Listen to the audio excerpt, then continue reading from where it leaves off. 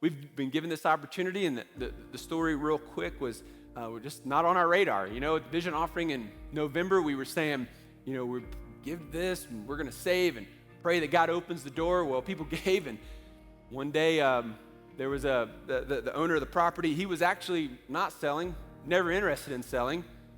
Every door was closed for us around here. But he wanted to expand on that property. He wanted to build some more. And for whatever reasons, the city of Maryville just said no. His plans weren't going to get approved.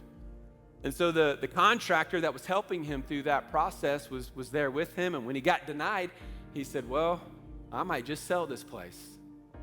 And the contractor said, well, if you're going to sell this place, I might know somebody who might be interested. He's one of my good friends and partner here at FC. And he immediately left that meeting and he texted me and he said, the guy across the street, blah, blah, blah. And I said, what is his number?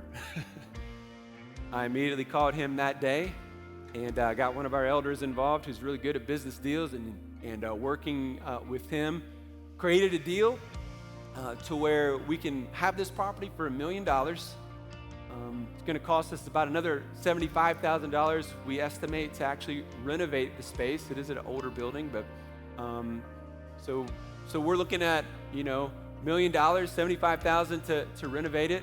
The vision offering in November, we reached goal number 1, which is great. That means we're giving all, you know, to the local organizations that we said we're going to give to, and a couple $100,000 given over that towards goal number 2, which goal number 2 was the counseling center.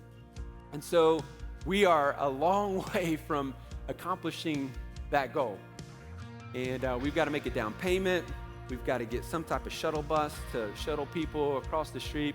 We do not want you walking across the street. So we want to renovate. There's just a lot of costs. We're going to burn through that $200,000 in a New York minute.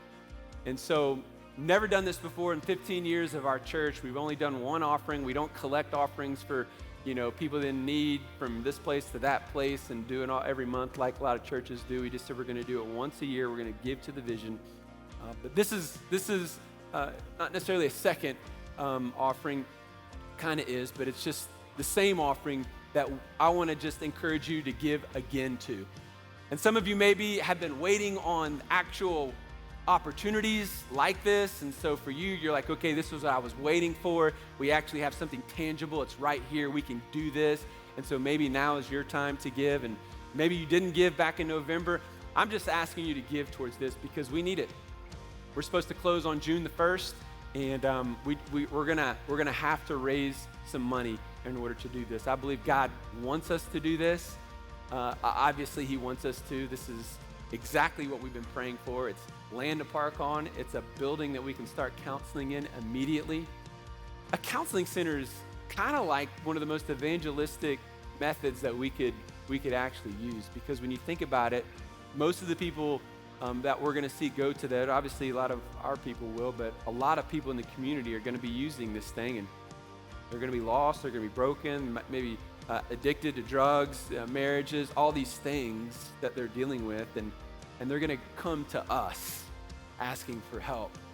We're going to be able to share the gospel with them and give them tools and resources and steps to lead them to faith and overcome the problems that they're facing. And I just think it's a unique opportunity that we're going to have the community, lost people, coming to us to hear about Jesus. And I just want to encourage you to think about it, to pray about it. And through the course of this sermon series, I want to encourage you to give. You don't have to wait, at any particular time. You can go to foothillschurch.com. You can see all the ways that you can give to the vision. But I want to ask you to do that. I believe in it. I'm going to give myself, and I just believe that as a church, this is something that we need to do. And I think it's going to make a huge impact.